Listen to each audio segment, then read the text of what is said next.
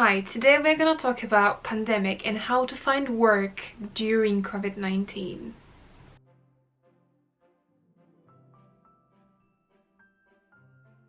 I got a few questions under my last video I posted about how to find job in Cambridge or in Luton during pandemic, and I know many of you are coming from abroad. Maybe you're international or EU student and you don't know how to find job in the UK. So today I'm gonna talk about how to find job, where to find job, what documents prepare to find a job and to apply, and how to put your head around applying to jobs online or in person. So first of all, the most important thing is to actually find out what do you like, what is your talent, what is your skill that is different about you, what are your skills in general, what would you like to do, what is your mission, what is your plan, what is your passion for the future. All of these things will tell you where to look for a job. If you're not sure about your personality or your mission or values you might have, I will link below the best questionnaire that is out there. It's gonna tell you what kind of personality you are, and will tell you scientifically what job you might be good at in the future. So take a look at box description down below and find the link there. Obviously you cannot be very demanding with jobs right now. I'm not gonna lie, it's pretty hard to find job right now. I'm even looking for a full-time job at the moment. It is pretty hard. I do work part-time, which is okay for now, but it might not be in a few months from now on, so I'm still trying to look for one full-time, but I'm pretty demanding. So if you're gonna come from abroad and you will just need money, you can find anything. So the biggest corporations, the biggest companies in the UK that are hiring is Amazon and any other food companies or warehouse or factories that are actually hiring. So Amazon is the biggest and there's always job, and actually the pay is much better than if you would go, for example, to the shop. Right now we're in the second lockdown, so shops are closed, the non-essential shops are closed, and employers are not hiring for normal customer service positions just because they have enough stuff to cover during the lockdown for essential shopping. So that's done. It's hard to find job in shops like perfume shop or clothes shop because it's not essential, and there's more jobs available in Tesco, Lidl, Asda, Sainsbury's, Waitrose, those kind of shops where actually people are going and buying stuff which are essential. Right now it's very popular to deliver food to your doors, so there are people who are working as a delivery people. And I just noticed recently there's a job description in Tesco to actually collect those products that the customer are wanting to buy, ordering, and this person is actually going through the shop, doing shopping for them and then preparing the shopping. So that's another position that it was not open 6 months ago. It's actually recent new position that just came up because people are ordering online even more than before, which is convenient for them and they don't have to risk their health and coming out from their homes. When it comes to where to look for a job, you can find it online. That's the biggest place where you can find it. So Indeed, LinkedIn, Facebook groups, or Facebook in general, there are plenty of individual employers looking for some temporary stuff or permanent, it all depends. Try to look for CV library as well. It's very big. It's like Indeed, it's very big website piece of software that people are using to find jobs and apply through this software. So it's good to look at them. Try to look for shops, something that is essential, like factories or warehouses if you're a man and you're strong and you can do some heavy lifting.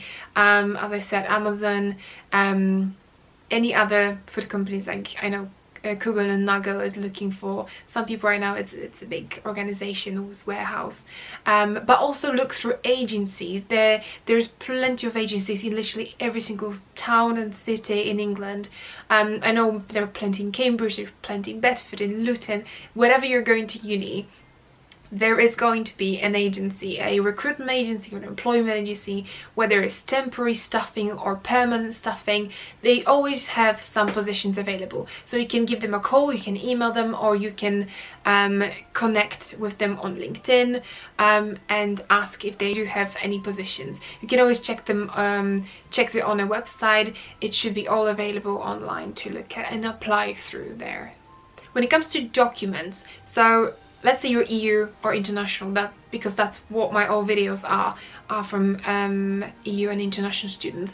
But obviously if you are from the UK, there's going to be a very similar process for yourself as well for EU and international students.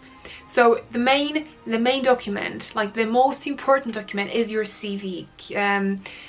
Your CV has to be tailored especially for every single job separately. So if you're applying for customer service, it has to be tailored for customer service. If you're applying for a factory or warehouse, it doesn't have to be that professional. But if you're applying for marketing position, it has to be tailored for the marketing position. So you have to put all of your skills that are about marketing, consumer psychology, or some graphic designing, or presentation skills, all sorts of creative stuff.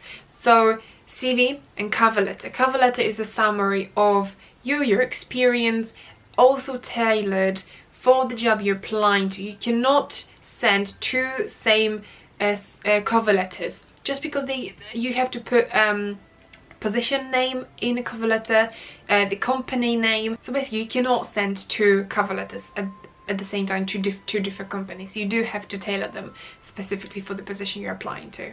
Many companies are requiring two references, which is one which is academic reference, and the other can be employment reference. So your past employer has to give you a reference or contact details to them, so the company you're applying to can contact them and ask whether this person is suitable for this position, or would you recommend this person to work with us.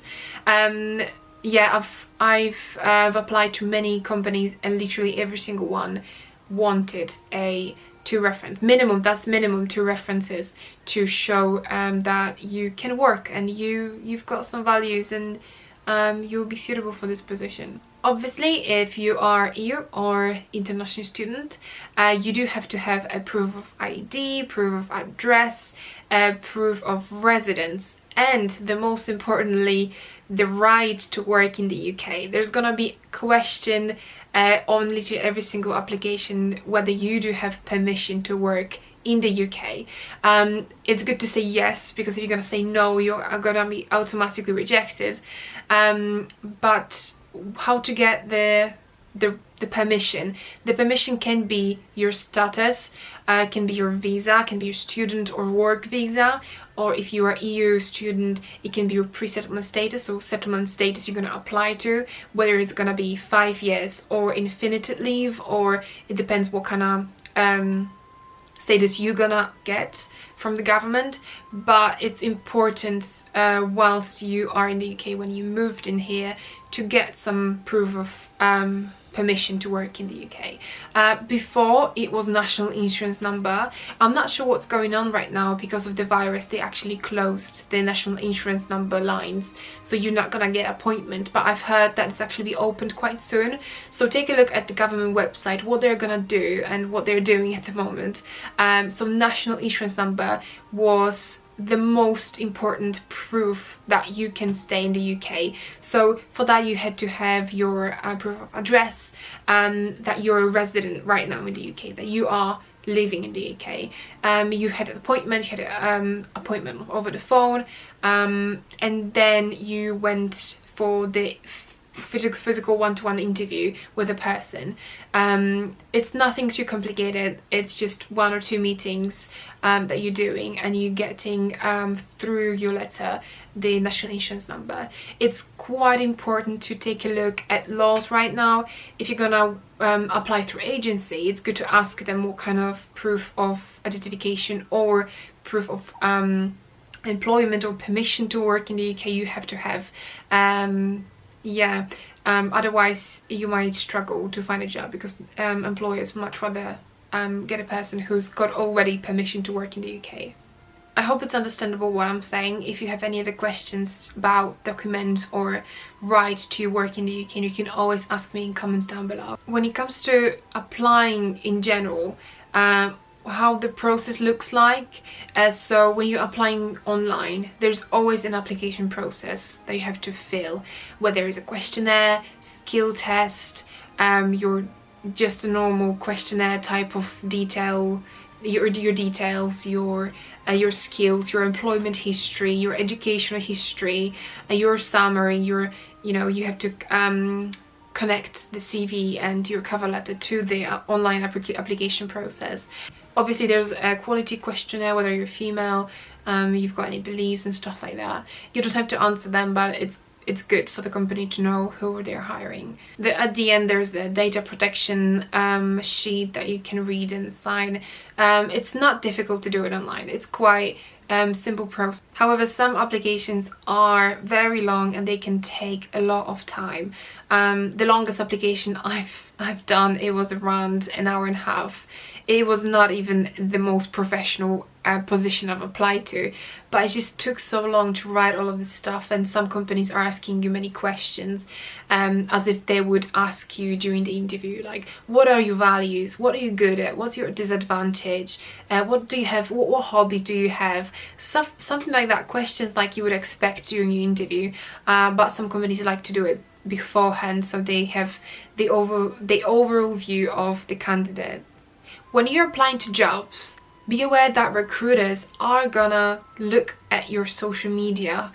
I'm not sure if that's a good thing or not, but having a clear social media is going to be an advantage for you, because if you're gonna post, if you're posting party pictures when you're drunk and being sick every single night, I'm not sure if that's a good image that you really want to send to your recruiters. And they look at your social media, whether it's Facebook, Instagram, and your general online presence is visible on social media and on internet. So keep in mind that having your private social media for yourself is okay, but keep an eye on settings, whether it's a public profile or private. So keep it clear, keep it professional, keep it nice looking. Post sometimes about your achievements or your courses you've done or trainings you did. So that's gonna show that you're actually an active person, you like to do different things around your educational work you're doing, that you're just active, okay? Promise me, clear your social media if you wanna get hired for nice and professional position, because recruiters do look, trust me, they do. Also, don't forget that government is here for you as well.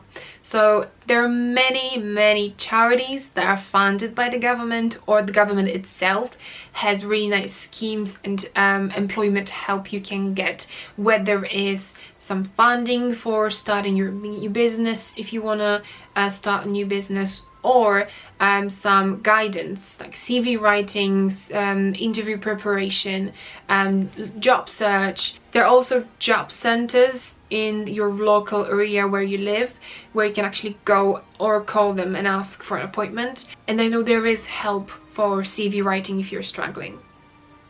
Also, if you're going to university, which I think you are, because probably majority of my audience here is going to uni or studying already, ask your career office in the university to help you. Email them, call them, go to them physically, because universities are open right now. Go and ask for help for CV writing, because they do help and they will help you, but you just have to ask. Lastly, it's a pretty long video right now, but I hope this was helpful. Lastly, if you will not find job, hopefully you will, I'm counting on you, and I've keeping my fingers crossed for you, but if you will not find job, do not get sad or miserable, because that's temporary, and I hope you will get this job. But there are some things you can do whilst waiting for a job. Think about the freedom you have, the time you have on your hand. You might not have enough money because you're not working, but think about the time you can actually use for something. So think about what you can do during this time to make it valuable, to maybe earn some additional money. It doesn't have to be full-time job or part-time job, but what you can do during this time. So definitely take a look at Fiverr website. This is not sponsored, but Fiverr is offering many people different skills. So let's say if I'm good at CV writing, I'm gonna put myself out there saying I can write you a CV for £5 or £10, and I'm gonna do it in 3 days. So just give me your details, I'm gonna write your CV, you're gonna pay me money. And through Fiverr there is this relationship between a freelancer and a client, and you can earn a lot of money on it if you're gonna promote yourself really well, and if you're good at something. So if you've got really nice skills like a graphic designer, advertiser, marketer, social media marketer, writer, literally any single thing, or logo maker, literally any single thing, if you're good at something, go and promote yourself and earn some additional money. So this is the time right now during the pandemic to actually think about your values and what you're good at, and think about what you're gonna do in the future. This is the time to develop yourself, to think about yourself, your self-development, your education, basically. So if you want to go to university, go to university. If you want to do some online trainings during this period of time that you've got in front of you, do online training. There's plenty of trainings available online for free that you don't have to pay for. One of them is the Open University free access course. There are plenty of subjects you can pick from. Literally, you can do something about animals, marketing, psychology, environment, education, health, every single topic you can think of, you can find it on Open University website. I will link the courses down below. They're really good. I did a few of them. I've learned quite a lot from it, and you can show that you're active and you do want to get more from life.